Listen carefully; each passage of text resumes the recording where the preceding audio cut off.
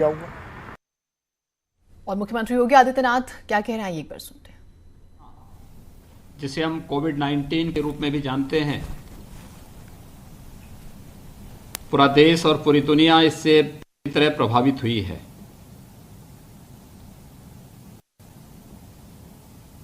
यह एक वायरस है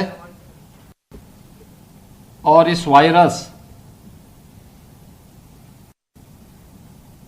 के बारे में दुनिया के विशेषज्ञों की अलग अलग राय है और सामान्यतः पिछले एक सदी में जितने भी वायरस आए हैं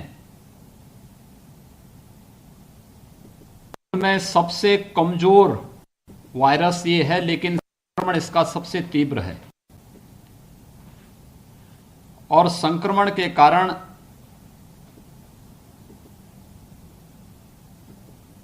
वह ग्रुप जिसके लिए इसका संक्रमण खतरनाक हो सकता है, उनके द्वारा जो लापरवाही बरती जा रही है वह उसके लिए जानलेवा भी साबित हो रही है।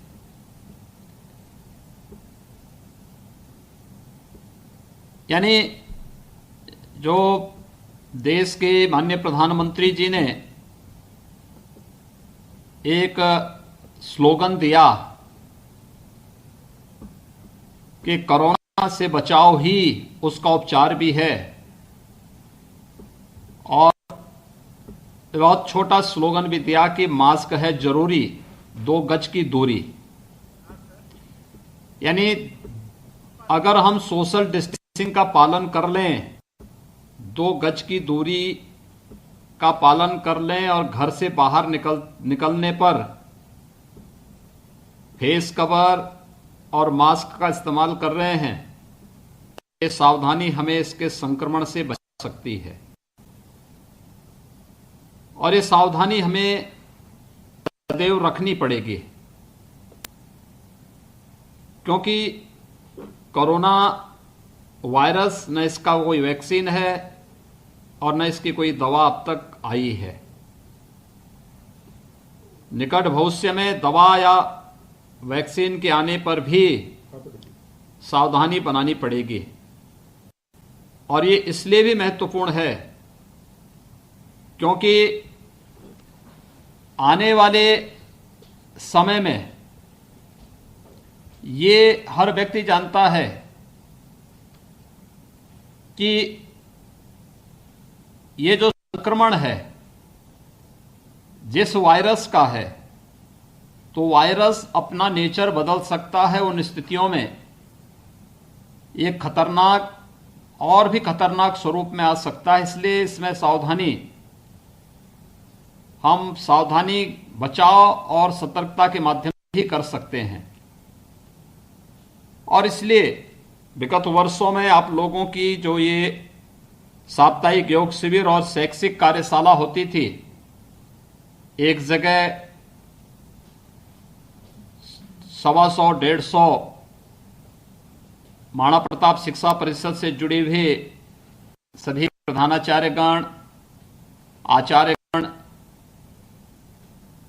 शैक्षिक जगत से जुड़ी हुई समस्याओं के समाधान के साथ ही योग के विषय पर चर्चा परिचर्चा करते थे और एक सार्थक निष्कर्ष पर भी पहुंचते थे।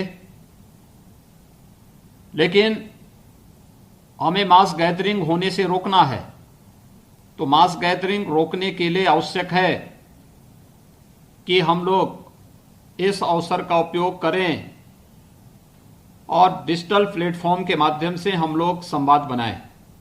और ये डिजिटल प्लेटफॉर्म का उपयोग करते हुए ही आज ये संवाद हम लोगों का प्रारंभ हुआ है। मुझे प्रसन्नता है कि इस साप्ताहिक योग शिविर और शैक्षिक कार्यशाला का एक कार्यक्रम इस वर्ष कोरोना वायरस के दौरान भी निरंतर चल रहा है। स्वाभाविक रूप से कोरोना वायरस ने व्यक्ति के जीवन में भी, समाज जीवन में भी, राष्ट्रीय और अंतर्राष्ट्रीय जीवन में भी अनेक परिवर्तन ला करके रख दिए हैं। हमें समय की कीमत समझना होगा और जीवन में तकनीक के महत्व को भी। मैंने तकनीक के महत्व को इसलिए भी रेखांकित किया है कि जिन लोगों ने तकनीक के महत्व को नहीं समझा वे लोग पिछड़ गए। वे लोग इस दौरान कोई भी परिणाम नहीं दे पाए, और जिन्होंने समय और तकनीक दोनों के महत्व को समझा है उन्होंने बेहतर परिणाम भी दिया।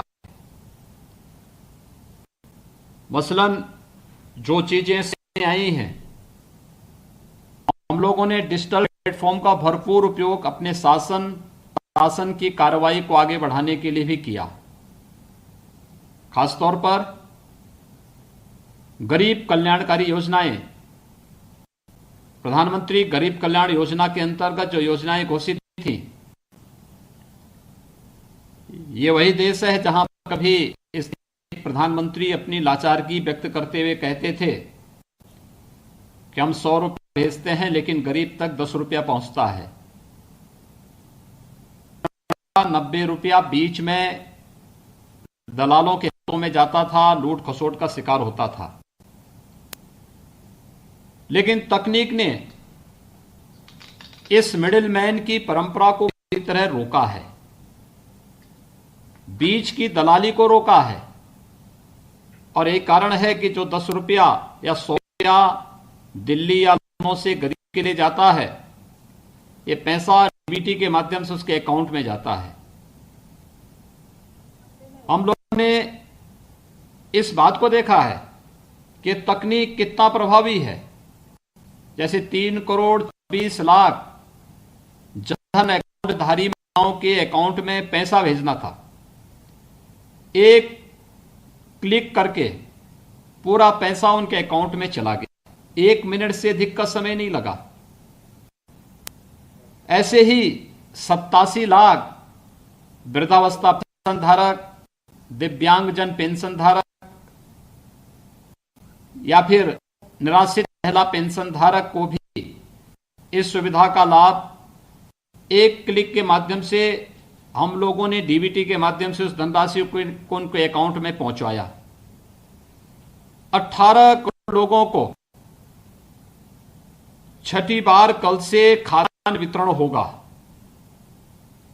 यानी खाद्यान्न पहले कोटे की दुकानें कितनी बदनाम रहती थी, आज हर एक कोटे की दुकान में ई-पॉस मशीन लगी है। हमने नेशनल पोर्टेबिलिटी से भी उसको जोड़ दिया है कि अगर उत्तर प्रदेश का वासी उत्तर प्रदेश में खाद्यान्न नहीं लेना चाहता है, राशन कार्ड उनका बना है, तो वह देश के किसी भी अन्य राज्य में जहां पर जो नेशनल पोर्टेबिलिटी से जुड़ा है वहां भी वह खाद्यान्न ले सकता है। उत्तर प्रदेश का यह खाद्यान्न उसे दूसरे राज्य में भी यह सुविधा प्रदान करेगा। ये टेक्नोलॉजी ने दूसरा शासकीय कार्यों को या प्रशासनिक कार्यों को करने में भी हमें मदद मिलती है। हर एक कार्य को, हम जितने भी कार्य कर रहे हैं इस समय प्रदेश के अंदर 503 हमारे कोविड हॉस्पिटल हैं, लेवल 1, लेवल 2, लेवल 3 के। हम लोग एक जगह बैठ करके उसकी मॉनिटरिंग कर सकते हैं क्योंकि हमने सीसीटीवी कैमरे वहां लगाए हैं और एक हॉस्पिटल में क्या व्यवस्थाएं हैं, क्या नहीं है, कहीं पर डॉक्टर राउंड ले रहे हैं, नहीं ले रहे हैं, इन सब की मॉनिटरिंग हम इसके माध्यम से कर सकते हैं। यानी टेक्नोलॉजी बहुत प्रभावी भूमिका निर्वहन कर रही है और मुझे लगता है कि यह कार्य शिक्षा के क्षेत्र में भी जिन संस्थाओं ने इसका उपयोग किया है वहां पर इसका उपयोग हमें देखते हुए बना है। जिन लोगों ने अब तक अलग अलग जो प्लेटफॉर्म बने हैं, अलग अलग पाठ्यक्रम के, बेसिक के भी, माध्यमिक के भी, उच्च के भी, टेक्निकल एजुकेशन के भी, वोकेशनल एजुकेशन के भी, मेडिकल और नर्सिंग के भी अलग अलग पाठ्यक्रम वर्तमान में ऑनलाइन भी हैं और दूरदर्शन के साथ साथ अलग अलग चैनल के माध्यम से भी इन्हें सुविधा प्रदान की गई है। और उसमें कोई भी संस्था अपने अनुसार, अपनी रुचि के अनुसार इन्हें ले सकता है और इसके अनुरूप फिर अपने छात्रों को उनके साथ जोड़ करके इसका बेहतर उपयोग कर सकता है। स्वाभाविक रूप से अभी हम लोग इस बात को करके चलें कि हो सकता है कि जुलाई में भी विद्यालयों को खोलने की नौबत ना आए, क्योंकि संकट को देखते हुए जो 5 प्रकार की कैटेगरी हैं, जो 60 साल से ऊपर के लोग हैं, जो विभिन्न बीमारियों से ग्रसित पहले से हैं, जो कमजोर लोग हैं, गर्भवती महिलाएं हैं, 10 साल से छोटे के बच्चे हैं, जो 5 प्रकार की कैटेगरी है, ये इस रोग की दृष्टि से अत्यंत संवेदनशीलता के दायरे में आते हैं। इन्हें हर हाल में बचाव रखना होगा। संक्रमण से बचना सबसे पहला कार्य, ये 5 कैटेगरी को बचाने की व्यवस्था, लेकिन साथ ही साथ सामान्य व्यक्ति को भी अगर हो जाए तो उसे भी रोग को छुपाना नहीं चाहिए। बीमारी के बारे में तत्काल जानकारी देना, बीमारी के बारे में तत्काल, इसके बारे में तत्काल जो भी आवश्यक, हमने प्रयास किया है कि हर प्राथमिक स्वास्थ्य केंद्र में, सामुदायिक स्वास्थ्य केंद्र में, हर जिला चिकित्सालय में, हर एक मेडिकल कॉलेजेस में और हर एक उस सार्वजनिक स्थान में एक कोविड हेल्प डेस्क बनाने का, पर एक सामान्य स्क्रीनिंग हो जाएगी। इसके माध्यम से जानकारी, सामान्य जानकारी हो सकती है कि कोई व्यक्ति लक्षण तो नहीं, और अगर लक्षण नहीं है तो भी जानकारी लेने के लिए हम लोगों ने, क्योंकि अगर हम लोग बीमारी होने के बाद भी हम पा रहे हैं तो हो सकता है कि एक समय शरीर में ऑक्सीजन का लेवल इतना कम हो जाए कि व्यक्ति के जान के लिए खतरनाक बन सकता है। पल्स ऑक्सीमीटर भी हमने इन सभी हेल्प डेस्क में अनिवार्य रूप से रखा है कि इनसे किसी भी व्यक्ति के शरीर में ऑक्सीजन की मात्रा को नापने की भी व्यवस्था की जा सके, और ये कार्य निरंतर चल रहा है। लेकिन आपने इस दौरान कुछ चीजों को देखा होगा कि पूरा अनुभव किया होगा, पूरे देश में, पूरी दुनिया में एक चीज का वो चला है। जैसे पहले लोग मिलते थे, अभिवादन के रूप में हाथ मिलाते थे। आज अमेरिका हो या इजराइल या दुनिया के बड़े बड़े राष्ट्राध्यक्ष भी अब अभिवादन के रूप में हाथ मिलाने से स्वयं परहेज करते हैं। उन्होंने भारत के नमस्ते को ही अपने जीवन का हिस्सा बना लिया है। यानी भारत की पद्धति प्राचीन ही नहीं, बल्कि यह सही मायने में आधुनिक परिप्रेक्ष्य में सबसे उपयुक्त भी है। इसी प्रकार से हम लोगों ने यह भी अनुभव किया होगा कि हमारे यहाँ जो प्राचीन, पहले से ही हम लोग, मुझे लगता है चाय का इतिहास हमारे यहाँ बहुत अर्वाचीन है।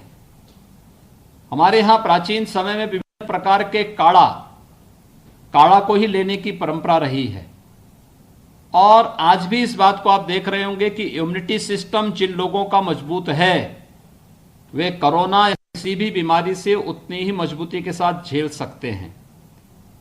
हम लोगों ने आसानी से पूर्वी उत्तर प्रदेश में इंसेफ्लाइटिस को झेला है। हम लोगों ने डेंगू को पूरी मजबूती के साथ मुकाबला किया है। कोई भी प्रकार का फ्लू, चाहे वह स्वाइन फ्लू हो या किसी भी प्रकार का फ्लू हो, वह बहुत प्रभावी इन क्षेत्रों में नहीं रह पाया। कारण है, जो व्यक्ति मेहनतकश होगा, इम्यूनिटी सिस्टम जिसका जितना मजबूत होगा, वह उतना ही इस प्रकार के वायरस के हमले को झेलने के सामर्थ्य रख सकता है। और योग में भी यही सामर्थ्य है, और इसीलिए हमारी श्रुति ने इस बात को कहा है कि न तस्य रोगो न जरा न मृतो प्राप्तस्य योगाग्निमयम शरीरम। यानी योगाग्निमय शरीर जिसे प्राप्त हो गया, वह व्यक्ति न तो किसी बीमारी के चपेट में आ सकता है, न उसमें बुढ़ापा आ सकता है, न ही उसके लिए मौत है। यानी मृत्यु, तीनों उससे दूरी बनाए रखते हैं। स्वाभाविक रूप से योग के इस महत्व को आज के परिप्रेक्ष्य में श्रुति का यह मंत्र अपने आप में सबको एक नई प्रेरणा दे रहा है, और यह तब जब हम अंतर्राष्ट्रीय योग दिवस की पूर्व संध्या पर इस डिजिटल प्लेटफॉर्म के माध्यम से आपस में संवाद बना रहे हों। और हम सबको इस पर गौरव की अनुभूति होनी चाहिए कि योग की जो परंपरा है, ये दो प्रकार की परंपराएं, योग के आदि आचार्य भगवान शिव माने गए हैं, लेकिन मानव जगत के लिए, मानवीय सृष्टि के लिए, इस लौकिक जगत के लिए योग की ये परंपरा दो प्रकार से सामने आई है। एक उसका दार्शनिक पक्ष महर्षि पतंजलि के द्वारा, और दूसरा इसका व्यावहारिक यानी क्रियात्मक स्वरूप महायोगी गुरु गोरक्षनाथ जी के द्वारा। ये दो परंपराएं एक साथ चली हैं। क्रियात्मक योग जो भी है यह महायोगी गोरखनाथ की देन है, और योग के इतने आयाम उन्होंने हर प्रकृति के व्यक्ति के लिए, हर उम्र के व्यक्ति के लिए दिए कि वह इनके माध्यम से न केवल शारीरिक और मानसिक रूप से स्वस्थ रह सकता है, अपितु आध्यात्मिक जगत के उन रहस्यों को भी उद्घाटन कर सकता है जो अभी भी जहां तक मानवीय चेतना नहीं पहुंच पाई है। और इसलिए आध्यात्मिक उन्नयन के लिए शारीरिक और मानसिक रूप से व्यक्ति का स्वस्थ होना आवश्यक है, लेकिन शारीरिक और मानसिक स्वस्थ होने के लिए आवश्यक है व्यक्ति अपने दिनचर्या में संतुलन ला करके अपने जीवन में भी संतुलन लाने का कार्य करें। यानी और इसी के साथ इस बुलेटिन में इतना ही।